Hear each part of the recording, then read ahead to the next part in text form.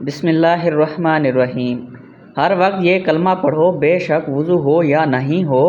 یہ کلمہ پہاڑ کے ٹکڑے ٹکڑے کر دے، پانی کو روک دے، گناہوں کو مٹا دے، قضا نمازیں سب معاف کروا دے۔ وہ کلمہ یہ ہے۔ محترم ناظرین، ہمارا آج کا وظیفہ ایک بہت ہی پیاری تسبیح کے حوالے سے ہے کہ جس کے بارے میں حضرت محمد صلی اللہ علیہ وآلہ وسلم نے فرمایا، جو بھی یہ تسبیح پڑھے گا اس کے تمام گناہ مٹا دیے جائیں گے اور قضا نمازیں سب معاف ہو جائیں گی۔ یہ تسبیح پہاڑ کے ٹکڑے ٹکڑے کر دے، پانی کو روک دے، گناہوں کو مٹا دے اور فیصلہ اس کے حق میں ہوگا، کیونکہ یہ ایک ایسی تسبیح ہے جس کے پڑھنے سے اللہ تعالیٰ اس شخص سے بہت خوش ہوتا ہے، اس سے راضی ہوتا ہے، اس کی التجا کو سنتا ہے، اس کی مانگی گئی دعاؤں کو قبول کرتا ہے، اس کی دعاؤں پر کن فرما دیتا ہے اور اس کی خواہشات کی تکمیل ہونے لگتی ہیں، اس کو کسی چیز کی کمی نہیں رہتی۔ اس تسبیح کو پڑھنے والا جب دل سے اور یقین کامل کے ساتھ اس کو پڑھتا ہے تو غیب سے آوازیں آتی ہیں کہ مانگ تجھے سب دیا جائے گا۔ تو اس پیاری اور عظیم تسبیح کے بارے میں جاننے کے لیے گزارش ہے کہ ویڈیو کو آخر تک لازمی دیکھیے گا۔ ناظرین، اکثر زندگی میں ایسے وقت آتے ہیں جب ہر طرف سے دروازے بند محسوس ہوتے ہیں، فیصلے انسان کے حق میں نہیں ہوتے، اپنے بھی مخالف ہو جاتے ہیں، دشمن طاقتور لگتے ہیں اور ہر انسان چاہتا ہے کہ کوئی راستہ نکل لے، کوئی سہارا ملے، کوئی ایسی چیز ہو جو اس کے حق میں فیصلہ کر دے، اس کے دشمنوں کو مغلوب کر دے اور اسے کامیابی عطا کرے، اس کی تمام قضا نمازیں معاف ہو جائیں، اس کے تمام گناہ مٹ جائیں۔ تو دین اسلام میں ہر مشکل کا حل قرآن مجید کے اندر موجود ہے۔ یہ اللہ کا کلام ہے، اس میں وہ طاقت ہے جو ہر ناممکن کو ممکن کر سکتی ہے۔ محمد صلی اللہ علیہ وآلہ وسلم نے فرمایا کہ قرآن پاک کی ایک ایسی آیت ہے جو بھی پڑھے گا اللہ اس کے حق میں فیصلہ فرما دے گا۔ اس تسبیح کو پڑھنے سے انسان کی زندگی میں برکت، سکون، فتح اور آسانی پیدا ہوتی ہے۔ جب کوئی مشکل درپیش ہو، کوئی مقدمہ یا فیصلہ انسان کے حق میں نہ ہو، حالات اس کے مخالف ہوں، تو اس تسبیح کو یقین اور اخلاص کے ساتھ پڑھنا اللہ کے فضل اور مدد کو اپنی طرف کھینچ لیتا ہے۔ یہ تسبیح پڑھنے سے پہاڑ کے ٹکڑے ٹکڑے ہو جاتے ہیں۔ یہ تسبیح گناہوں کو مٹا دیتی ہے اور انسان کے تمام قضا نمازیں معاف ہو جاتی ہیں۔ ناظرین، ایک ایسی عظیم تسبیح جسے ایمان اور پختہ یقین کے ساتھ اس کو پڑھنے والا کبھی خالی نہیں لوٹتا۔ دل صاف ہو، نیت پاک ہو، یقین اللہ پر ہو تو تسبیح ہر بند دروازہ کھول دیتی ہے اور ہر رکاوٹ کو دور کر دیتی ہے۔ محترم ناظرین، اللہ تعالیٰ اس انسان سے محبت کرتا ہے جو روزانہ ایک تسبیح پڑھ لیتا ہے، اس کے بعد وارے نیارے ہو جاتے ہیں، مخلوق میں اس کا سکہ چلتا ہے، لوگ اس کی باتوں کی اہمیت دینے لگتے ہیں، اس کے ہاں میں ہاں اور نہ سب کی نہ ہوتی ہے، اور ایسا شخص اس دنیا میں بھی شہنشاہوں جیسی زندگی گزارتا ہے اور آخرت میں بھی اس کا ٹھکانہ جنت ہے۔ یہ تسبیح چٹان کو ریزہ ریزہ کر دیتی ہے، پانی کو روک دیتی ہے، آگ کو بجھا دیتی ہے اور گناہوں کو مٹا دیتی ہے، جیسے وہ خطا کار تھا ہی نہیں۔ جو اللہ رب العزت اور نبی کریم صلی اللہ علیہ وآلہ وسلم کا بتایا ہوا ایک عمل کر لیتا ہے۔ اس ویڈیو میں اب آپ کو بتائیں گے کہ وہ کون سی تسبیح ہے جسے روزانہ پڑھنے سے اللہ سبحانہ و تعالیٰ اپنے اس بندے سے خوش ہو جاتے ہیں، اور وہ کون سا عمل ہے کہ جس کو کرنے سے انسان دنیا اور آخرت میں امیر و کبیر اور غنی اور دولت سے مالا مال ہو جاتا ہے۔ ناظرین کرام، یوں تو قرآن پاک میں نازل کی گئی ہر ایک سورت بلکہ ہر ایک آیات، ہر ایک لفظ ایک اللہ سبحانہ و تعالیٰ کی عظمت اور بزرگی کا اعلان کر رہا ہے، لیکن ایک ایسی مبارک تسبیح ہے جو کہ اللہ نے خاص غریبوں کو نوازنے کے لیے قرآن پاک میں نازل فرمائی ہے۔ جو بھی ہر روزانہ اس تسبیح کو پڑھنے کا اپنا معمول بنا لیتا ہے تو اللہ پاک اس کے گناہ معاف فرما دیتے ہیں اور اس کی جتنی بھی حاجتیں ہیں پوری ہو جاتی ہیں۔ چند ہی دنوں میں وہ امیر سے امیر تر ہو جاتا ہے، لوگ اس کے اوپر برستی دولت کی بارش دیکھ کر حیران ہو جاتے ہیں۔ اس تسبیح کے بارے میں بتانے سے پہلے آپ کو ایک ایسا عمل بتاتے ہیں کہ جس کی قرآن میں بار بار تاکید فرمائی گئی ہے۔ چنانچہ اللہ تبارک و تعالیٰ نے بار بار قرآن میں اپنے نبی آخر الزماں اور آپ کے صحابہ کی اولاد تمام مومنین کو جس عمل کو بار بار کرنے کی تاکید فرمائی ہے وہ اللہ سبحانہ و تعالیٰ کا شکر ادا کرنا ہے۔ سورۃ البقرہ میں ارشاد بانی ہے، بس تم میرا ذکر کرو میں تمہیں یاد رکھوں گا اور میرا شکر ادا کرو۔ اور سورۃ الابراہیم میں فرمایا، جب تمہارے رب نے اعلان کیا کہ اگر تم شکر کرو گے تو میں تمہیں اور زیادہ دوں گا اور اگر تم ناشکری کرو گے تو یقیناً میرا عذاب بہت سخت ہے۔ سورۃ لقمان میں فرمایا، ہم نے لقمان کو حکومت دی کہ اللہ کا شکر ادا کرو اور جو شکر کرتا ہے وہ اپنے ہی فائدے کے لیے کرتا ہے اور جو کوئی ناشکری کرتا ہے تو بے شک اللہ بے نیاز سب خوبیوں والا ہے۔ اسی طرح سورۃ النحل میں فرمایا گیا، پس اللہ کا دیا ہوا حلال اور پاک رزق کھاؤ، اللہ کی نعمتوں کا شکر ادا کرو اگر تم صرف اسی کی عبادت کرتے ہو تو۔ سورۃ المومنون میں فرمایا گیا، ہم نے ایسے راستے دکھائے خواہ وہ شکر گزار بنے یا ناشکر بنے۔ ناظرین، یہ تمام اسی طرح کی بہت سی آیات شکر گزاری کی اہمیت اور ناشکری سے بچنے کی تلقین کرتی ہیں اور ہمیں یاد دلاتی ہیں کہ شکر گزاری کرنا اللہ کی اطاعت کی کئی نعمتوں کی قدر کرنے کا ایک بہترین طریقہ ہے اور شکر ادا کرنا ہی وہ عمل ہے جس کے سبب اللہ سبحانہ و تعالیٰ انسان کو زیادہ سے زیادہ عطا فرماتا ہے۔ اسی حوالے سے حضرت موسیٰ علیہ السلام کا ایک واقعہ بہت ہی بڑا مشہور ہے۔ حضرت موسیٰ علیہ السلام کوہ طور پر اللہ تعالیٰ سے ہم کلام ہونے روزانہ ہوئے تو راستے میں ایک شخص سے ملاقات ہوئی۔ اللہ تعالیٰ نے اس کو رزق کی خاصی فراوانی عطا کر رکھی تھی۔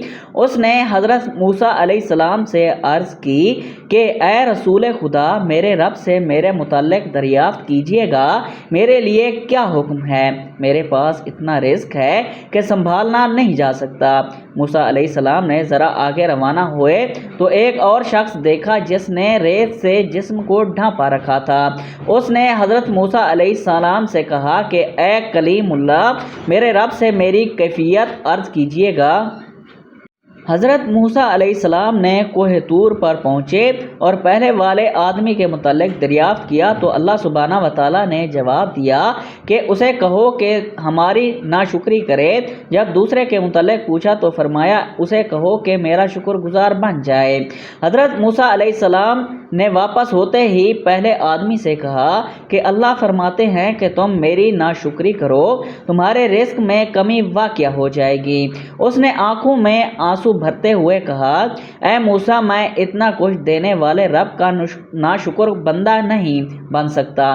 اب آگے چلتے گئے اور دوسرے آدمی سے مل کر کہا، اللہ فرماتے ہیں کہ اس کا شکر ادا کرو، وہ تو تمہیں اور زیادہ دے گا۔ تو محترم ناظرین، اس سے انتہائی مایوسی سے جواب دیا کہ میں کس بات کا شکر ادا کروں؟ میرے پاس ایسا ہی ہے کیا جس پر میں شکر ادا کروں؟ ابھی اس کی بات مکمل نہیں ہوئی تھی کہ ہوا چلی اور جسم سے ریت بھی اڑ گئی اور وہ برہنہ ہو گیا۔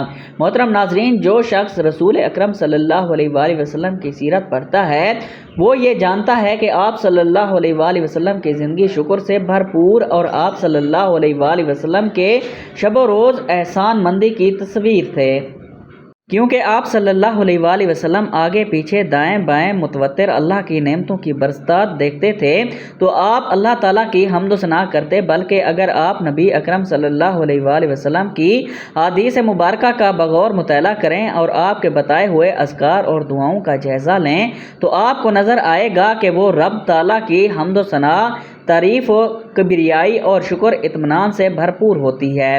آپ صلی اللہ علیہ وآلہ وسلم کی ثنا، مدح اور دعا سب حمد باری تعالیٰ پر مشتمل ہے۔ اسی لیے آپ صلی اللہ علیہ وآلہ وسلم کے رب نے آپ سے فرمایا، قریب ہے کہ آپ کا رب آپ کو مقام محمود پر کھڑا کرے۔ اس سے نعمتوں کو پائیداری ملتی ہے اور انسان کے حالات سازگار ہوتے جاتے ہیں۔ نبی کریم صلی اللہ علیہ وآلہ وسلم نے ایک شخص کو دیکھا جس نے بوسیدہ کپڑے پہن رکھے تھے۔ آپ صلی اللہ علیہ وآلہ وسلم نے پوچھا کیا تیرے پاس مال ہے؟ اس نے کہا ہاں۔ آپ صلی اللہ علیہ وآلہ وسلم نے فرمایا جب اللہ تبارک و تعالیٰ تجھے مال دے تو پھر اس کی نعمت اور کرم کا اثر بھی تجھ پر دکھائی دینا چاہیے۔ اور آپ صلی اللہ علیہ وآلہ وسلم نے فرمایا بلا شبہ اللہ عز و جل پسند کرتا ہے کہ وہ اپنی نعمت کا اثر اپنے بندے پر دیکھے۔ یہی وہ مقام ہے جس میں نبی اکرم صلی اللہ علیہ وآلہ وسلم اپنے پروردگار کی ثنا کریں گے، جیسا کہ آپ صلی اللہ علیہ وآلہ وسلم نے فرمایا میں اپنے رب کو دیکھتے ہی سجدے میں گر جاؤں گا اور جب تک اسے منظور ہوگا وہ مجھے سجدے میں ہی پڑا رہنے دے گا۔ اس کے بعد ارشاد ہوگا اے محمد اپنا سر اٹھاؤ، تم جو کہو گے اسے سنا جائے گا، جو سوال کرو گے تمہیں دیا جائے گا اور جو سفارش کرو گے اسے قبول کیا جائے گا۔ میں اس وقت اللہ تعالیٰ کی ایسی تعریف کروں گا جو اللہ تعالیٰ بھی مجھے سکھائے گا، پھر سفارش کروں گا تو میرے لیے مخصوص لوگوں کی حد مقرر کی جائے گی، میں نہیں جنت میں لے کر جاؤں گا۔ یوں حمد و خیرات اور برکات کی چابی اور خوشیوں کا خوشبودار دروازہ ہے جو زیادہ ثواب لینے کا راستہ ہے اور اللہ کے قرب کا ذریعہ ہے۔ اس سے نعمتوں کو پائیداری ملتی ہے، برکتیں قائم رہتی ہیں اور حالات سازگار ہوتے جاتے ہیں۔ شکر سے نعمتوں کو دائم ملتا ہے، رزق میں فراوانی ہوتی ہے اور اللہ کی رحمتوں کا بے در پہ نزول ہوتا ہے۔ ہم تمام اعمال کا تاج و وفا کی دلیل اور احسان کی شرط ہے۔ رسول ہدایت صلی اللہ علیہ وآلہ وسلم اپنے رب کے مقام و مرتبے، اپنے خالق و مولا کی عظمت کو سب لوگوں سے زیادہ جاننے والے تھے۔ جو شخص آپ صلی اللہ علیہ وآلہ وسلم کی سیرت کا مطالعہ کرتا وہ دیکھتا ہے کہ آپ کے جسم مبارک کا ہر عضو رب تعالیٰ کی شکر گزاری میں مصروف ہے۔ آپ صلی اللہ علیہ وآلہ وسلم کا دل شکر گزار، زبان ذکر الہی میں مشغول، روح آسمانوں اور زمینوں میں اللہ کی تسبیح کرنے والی اور رضا اپنے رب کی رضا میں مصروف امر رہتے تھے۔ لہٰذا آپ سب لوگوں سے بڑھ کر اپنے رب کے شکر گزار، اپنے مولا کی سب سے زیادہ حمد کرنے والے تھے۔ آپ صلی اللہ علیہ وآلہ وسلم نے اسی دن اپنے رب کا دل سے بھی شکر ادا کیا جس دن آپ کو کامل یقین ہو گیا کہ ہر چھوٹی بڑی نئی پرانی اور ظاہری باطنی نعمت صرف اللہ واحد کی طرف سے ہے جو بلند شان والا ہے۔ مومن کے نزدیک شکر گزار دل ہونا عبودیت کے ارکان میں سے ہے، کیونکہ وہ یقین رکھتا ہے کہ اسے حاصل ہونے والی ہر نعمت صرف اللہ تعالیٰ کی طرف سے ہے۔ سیدنا سفیان رضی اللہ تعالیٰ عنہ سے مروی ہے کہ نبی اکرم صلی اللہ علیہ وآلہ وسلم نے فرمایا تم میں سے ہر کوئی شکر کرنے والا دل اور ذکر کرنے والی زبان رکھے۔ آپ صلی اللہ علیہ وآلہ وسلم اپنی زبان سے بھی اپنے رب کا شکر ادا کیا اور ہمیشہ اپنے رب کی حمد و ثنا میں مصروف رہے۔ آپ صلی اللہ علیہ وآلہ وسلم خوشی و غمی، سختی آسانی اور ہر زبان و مکان میں ہمیشہ رب رحمان کی حمد و ثنا کے نغمے گاتے۔ گانا کھاتے تو آپ اپنے رب کی حمد و ثنا کرتے، کوئی مشروب پیتے تو اپنے خالق کا شکر کرتے، کپڑے پہنتے تو عطا کرنے والے کی تعریف بجا لاتے، سواری پر سوار ہوتے تو اپنے رب کی نعمت کا اعتراف کرتے۔ آپ صلی اللہ علیہ وآلہ وسلم عملی طور پر شکر گزار تھے، بلکہ آپ مشکل ترین اور دردناک حالات میں بھی اپنے رب کی شکر گزاری سے غافل نہیں ہوئے۔ آپ صلی اللہ علیہ وآلہ وسلم کے بارے میں مروی ہے غزوہ احد میں آپ صلی اللہ علیہ وآلہ وسلم شکست کی حالت میں زخموں سے چور واپس آئے، جبکہ آپ صلی اللہ علیہ وآلہ وسلم کے کئی صحابہ کرام رضوان اللہ تعالیٰ علیہ اجمعین کو شہید کر دیا گیا۔ آپ صلی اللہ علیہ وآلہ وسلم نے نورانی چہرے کو زخمی کر دیا گیا تھا اور آپ صلی اللہ علیہ وآلہ وسلم کا رباعی دانت ٹوٹ گیا تھا، تو آپ صلی اللہ علیہ وآلہ وسلم نے فرمایا ذرا برابر ہو جاؤ یہاں تک کہ میں اپنے رب کی ثنا کروں۔ سو نبی کریم صلی اللہ علیہ وآلہ وسلم اپنی امت کو شکر کی نہایت لطیف اور پر حکمت معنی سکھائے کہ مصائب پر بھی اللہ کا شکر ادا کیا جائے اور اس کی تعریف کی جائے، کیونکہ یہ یقین تسلیم کا اعلیٰ درجہ اور رضا کا سب سے اونچا مقام ہے اور رضا صبر سے عرفہ ہے۔ یہی وجہ ہے کہ اللہ نے معرکہ احد کا ذکر کرنے کے بعد آپ صلی اللہ علیہ وآلہ وسلم اور آپ کے صحابہ کرام رضوان اللہ علیہ اجمعین کے شکر کا ذکر کیا، چنانچہ فرمایا اور جو کوئی اپنی ایڑیوں پر بھر جائے تو وہ اللہ کا کچھ بگاڑ نہ سکے گا اور اللہ شکر ادا کرنے والوں کو جلد جزا دے گا۔ اللہ تعالیٰ کی حمد و ثنا اور اس کا شکر اس کی رضا اور مزید نعمتوں کا باعث ہے۔ اللہ تعالیٰ سے سب حمد کرنے والوں سے پہلے خود اپنی حمد کی ہے، تمام شکر گزاروں سے پہلے اپنی ذات کی قدردانی کی ہے، اور تمام ثنا کرنے والوں سے پہلے اپنی ذات مقدس کی ثنا کی ہے۔ چنانچہ فرمایا سب تعریفیں اللہ ہی کے لیے ہیں جو تمام جہانوں کا پالنے والا ہے۔ ایک دوسرے مقام پر فرمایا ساری حمد اللہ ہی کے لیے ہے جس نے اپنے بندوں پر کتاب نازل کی اور اس میں کوئی ٹیڑھا نہیں رکھی، اور فرمایا آپ کہہ دیجئے سب تعریفیں اللہ ہی کے لیے ہیں جس نے کوئی اولاد نہیں بنائی۔ ام المومنین سیدنا عائشہ صدیقہ رضی اللہ تعالیٰ عنہ سے روایت ہے، مروی ہے کہ اللہ کے نبی صلی اللہ علیہ وآلہ وسلم رات کی نماز میں اتنا لمبا قیام کرتے کہ آپ صلی اللہ علیہ وآلہ وسلم کے پاؤں مبارک پھٹ جاتے۔ سیدہ عائشہ صدیقہ رضی اللہ تعالیٰ عنہ نے ایک مرتبہ عرض کیا، اللہ کے رسول صلی اللہ علیہ وآلہ وسلم آپ اتنی زیادہ مشقت کیوں اٹھاتے ہیں حالانکہ اللہ نے آپ کی اگلی پچھلی تمام لرزشیں معاف کر دی ہیں؟ آپ صلی اللہ علیہ وآلہ وسلم نے فرمایا تو کیا میں پھر اللہ تعالیٰ کا شکر گزار بندہ بننا پسند نہ کروں؟ آپ صلی اللہ علیہ وآلہ وسلم نے عمل عبادت اور قرب اطاعت کے ساتھ اللہ کے شکر کی ترجمانی کی۔ رات کے پچھلے پہر جب لوگ آرام کی نیند سوئے ہوئے ہوتے ہیں قیام کیا، طویل مناجات اور رکوع و سجود کی کثرت آپ صلی اللہ علیہ وآلہ وسلم کا شوق تھا۔ آپ صلی اللہ علیہ وآلہ وسلم نے اللہ کے وعدے اللہ نے آپ کے اگلے پچھلے تمام خطائیں معاف کر دی ہیں کے پیش نظر عمل کو ترک نہیں کیا بلکہ اس کی وجہ سے مزید اطاعت اور بصارت نوافل ادا کرنے کے لیے خود کو عبودیت کی چوکھٹ پر ڈال دیا اور اپنی نیند اور آرام کے اوقات میں بھی اللہ مالک الملک کی مناجات اور شکر میں صرف کیے، کیونکہ کرم و احسان کرنے والے کا یہ حق ہے کہ اس کا شکر ادا کیا جائے اور کثرت سے اس کی حمد و ثنا کی جائے۔ وہ اپنی تعریف کے ساتھ پاک ہے۔ آپ صلی اللہ علیہ وآلہ وسلم اپنے رب کی بے درپا حمد کرتے اور اپنے خالق کی کثرت سے ثنا کرتے۔ چنانچہ آپ صلی اللہ علیہ وآلہ وسلم دعا کرتے ہوئے فرمایا کرتے، اے اللہ ہم تیرے ہی لیے ہیں، تو آسمانوں اور زمینوں کو روشن کرنے والا ہے، تعریف تیرے ہی لیے ہے، تو آسمانوں اور زمینوں کو کنٹرول کرنے والا ہے، حمد تیرے لیے ہی ہے، تو آسمانوں کا زمین کا جو کچھ ان میں ہے سب کا رب ہے۔ آپ صلی اللہ علیہ وآلہ وسلم کے فرمان میں اللہ کی ربوبیت پر اس کی حمد ہے کیونکہ وہی خالق و رازق کائنات تصور اور اس کی تدبیر کرنے والا ہے، جس کی بنا پر وہ اس بات کا مستحق ہے کہ بندہ اس کا شکر ادا کرے، اور ہمارے رسول اکرم صلی اللہ علیہ وآلہ وسلم ان تمام شکر گزاروں میں سے سرفہرست ہیں۔ اور یہ پتہ چلتا ہے کہ اللہ کے حکم و قیام ہونے کا تقاضا ہے کہ وہ اپنے بندے کی اصلاح کرے، ان کے معاملات کو چلائے اور ان کی مصلحتوں کا خیال رکھے۔ چنانچہ آپ صلی اللہ علیہ وآلہ وسلم کی حمد ایسی عظیم فضل کے باعث تھی۔ آپ صلی اللہ علیہ وآلہ وسلم پر نازل ہوئی کتابیں قرآن مجید کا آغاز بھی اللہ کی حمد کے ساتھ ہوا۔ ارشاد باری تعالیٰ ہے، سب تعریفیں اللہ تعالیٰ کے لیے ہیں جو تمام جہانوں کا پالنے والا ہے۔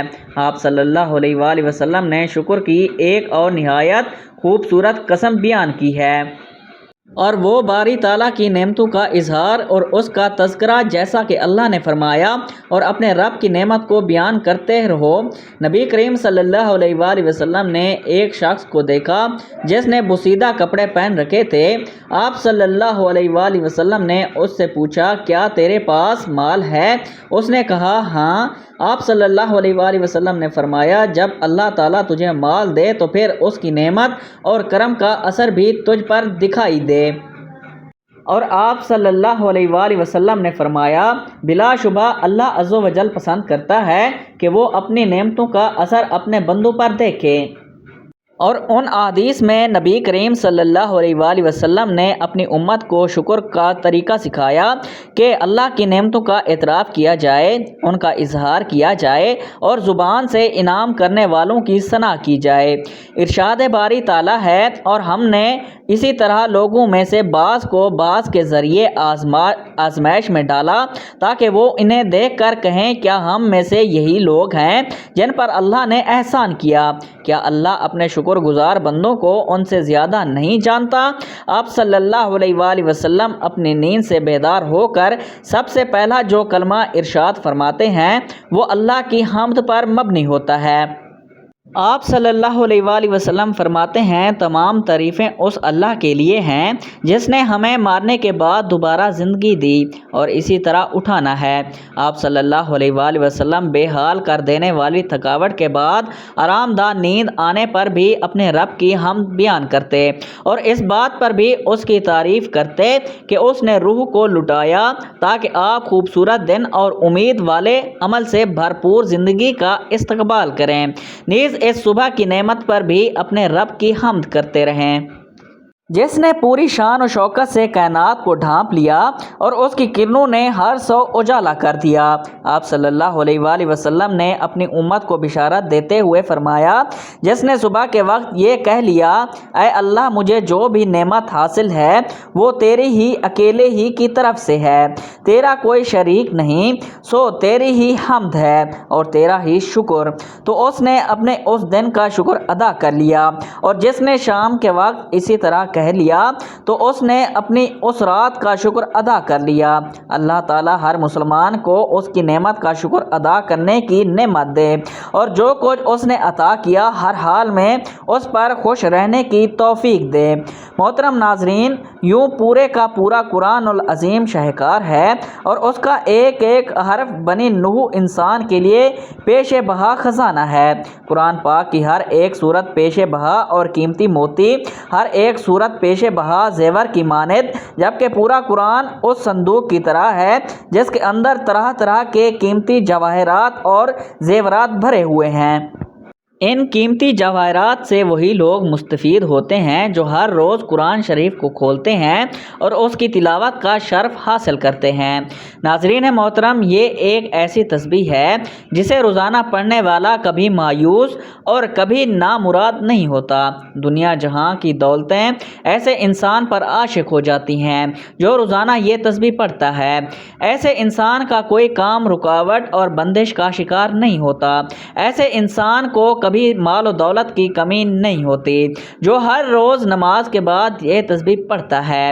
اتنا ہی بڑا اور دشوار کام ہو، کتنی ہی بڑی رکاوٹ ہو، کتنی ہی حالات خراب ہوں، کتنی ہی بندشیں ہوں جو آپ کی زندگی کو تباہ و برباد کر چکی ہوں، اور اللہ کی قدرت سے، اللہ کی اطاعت سے اور اللہ کی نعمت، اللہ کی رحمت اور نوازشوں سے بھی نا امید اور مایوس مت ہونا۔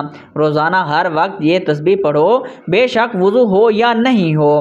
یہ تسبیح پہاڑ کے ٹکڑے ٹکڑے کر دے، پانی کو روک دے، گناہوں کو مٹا دے، قضا نماز سب معاف کروا دے۔ سب سے پہلے آپ نے تعوذ اور تسمیہ پڑھنا ہے۔ اعوذ باللہ من الشیطان الرجیم، بسم اللہ الرحمن الرحیم پڑھنے کے بعد درود پاک پڑھ لیں۔ درود پاک صلی اللہ علیہ وآلہ وسلم پڑھ لیں، صلی علی محمد پڑھ لیں یا درود ابراہیمی پڑھ لیں۔ درود ابراہیمی کی فضیلت زیادہ ہے، اسی لیے ثواب کے طور پر ایک مرتبہ میرے ساتھ بھی پڑھ لیں۔ اللہم صلی علی محمد وعلی آل محمد کما صلیت علی ابراہیم وعلی آل ابراہیم انک حمید مجید۔ اللہم بارک علی محمد وعلی آل محمد کما بارکت علی ابراہیم وعلی آل ابراہیم انک حمید مجید۔ 3 یا 5 یا 7 مرتبہ درود پاک پڑھنے کے بعد آپ نے تعوذ اور تسمیہ یعنی اعوذ باللہ من الشیطان الرجیم اور بسم اللہ الرحمن الرحیم پڑھ کر ایسا ہی بڑا مقصد ہو، کیسی ہی بڑی حاجت ہو، اس کی نیت خلوص دل سے کرنے کے بعد آپ نے سبحان اللہ و بحمدہ سبحان اللہ عظیم پڑھنا ہے۔ یہ وہ تسبیح ہے جو چٹان کو ریزہ ریزہ کر دے، پانی کو روک دے، آگ کو بجھا دے اور کنویں کو، گناہوں کو مٹا دے جیسے وہ خطا کار تھا ہی نہیں۔ یہ تسبیح پڑھنے سے گناہ معاف ہوتے ہیں۔ سبحان اللہ و بحمدہ سبحان اللہ العظیم روزانہ کسی بھی نماز کے بعد ایک تسبیح آپ نے اس کی پڑھنی ہے، اور چلتے پھرتے آپ نے لا حول ولا قوت الا باللہ العلی العظیم کی تسبیح کرنی ہے۔ نبی کریم صلی اللہ علیہ وآلہ وسلم نے اللہ تعالیٰ کی خوشنودی اور رضامندی کے حصول، اجرت کی ابدی دائمی نعمتیں پانے، جنت میں بلند درجات حاصل کرنے اور کم وقت میں زیادہ ثواب حاصل کرنے کے لیے مختلف اعمال و اذکار بیان فرمائے ہیں اور انہیں کرنے کی ترغیب تاکید کی ہے۔ انہی اذکار اور ورد میں سے ایک لا حول ولا قوت الا باللہ کا ورد ہے۔ حدیث مبارکہ میں اس کلمہ کے بہت فضائل ورد ہوئے ہیں۔ یہ کلمہ دنیا اور آخرت کی بہت سی نعمتوں کے حصول کا ذریعہ ہے۔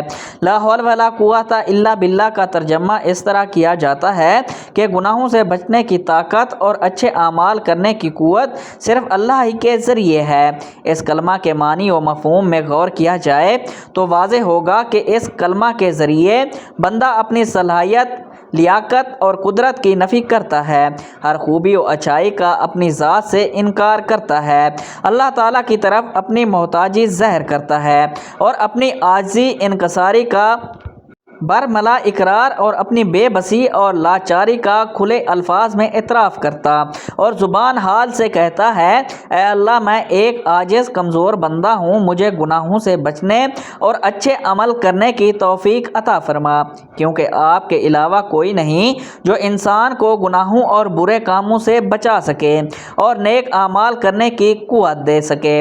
الغرض یہ کلمہ یعنی لا حول ولا قوت الا باللہ الفاظ کے اعتبار سے مختصر ہے، لیکن اس کا مفہوم بہت وسیع اور اللہ تعالیٰ کی حمد و ثنا کو عمدہ طریقے سے اپنے اندر لیتے ہوئے ہے۔ اسی لیے احادیث مبارکہ میں لا حول ولا قوت الا باللہ کا کثرت سے ورد کرنے کی بہت تاکید آئی ہے۔ لا حول ولا قوت الا باللہ جنت کا خزانہ ہے۔ متعدد احادیث مبارکہ میں لا حول ولا قوت الا باللہ کو جنت کا خزانہ کہا گیا ہے۔ چنانچہ بخاری شریف وغیرہ میں حضرت ابو موسیٰ اشعری رضی اللہ تعالیٰ عنہ سے روایت ہے کہ وہ فرماتے ہیں کہ ایک مرتبہ صحابہ کرام رضی اللہ تعالیٰ اجمعین نبی کریم صلی اللہ علیہ وآلہ وسلم کے ہمراہ ایک سفر میں تھے۔ جب وہ کسی بلندی پر چڑھتے یا کسی وادی میں اترتے تو بلند آواز سے تکبیر کہتے۔ یہ دیکھ کر حضور اکرم صلی اللہ علیہ وآلہ وسلم نے ان سے فرمایا، اے لوگو اپنے اوپر نرمی کرو، کیونکہ تم کسی بہرے یا غائب کو نہیں پکارتے بلکہ تم اس کو پکارتے ہو جو سننے والا اور دیکھنے والا ہے۔ حضرت موسیٰ اشعری رضی اللہ تعالیٰ عنہ فرماتے ہیں کہ یہ فرما کر حضور اکرم صلی اللہ علیہ وآلہ وسلم میرے پاس تشریف لائے۔ اس وقت میں اپنے دل میں لا حول ولا قوت الا باللہ کہہ رہا تھا تو آپ نے حضرت ابو موسیٰ اشعری رضی اللہ تعالیٰ عنہ کا نام لے کر فرمایا، اے عبداللہ بن قیس، میں تمہیں ایک ایسا کلمہ نہ بتاؤں جو جنت کے خزانوں میں سے ایک خزانہ ہو؟ یہ ہے لا حول ولا قوت الا باللہ۔ اس حدیث شریف میں ترغیب دی گئی ہے کہ جس طرح انسان کی کوشش اور خواہش ہوتی ہے کہ وہ زیادہ سے زیادہ خزانہ جمع کرے تاکہ دنیا میں خوشحال اور عیش اور راحت سے زندگی گزارے، اسی طرح انسان کو چاہیے کہ وہ اس کلمہ یعنی لا حول ولا قوت الا باللہ کا کثرت سے ورد کرے تاکہ آخرت میں ابدی راحت نصیب ہو، جنت میں اعلیٰ درجات اور زیادہ نعمت کا حصول ہو۔ ناظرین کرام، یہ عمل ہونے کے بعد آپ اللہ کے حضور اپنے دونوں ہاتھوں کو بلند کر کے اپنے دل کی تمام حسرتیں اس کے آگے کھول کر بچھا دیں۔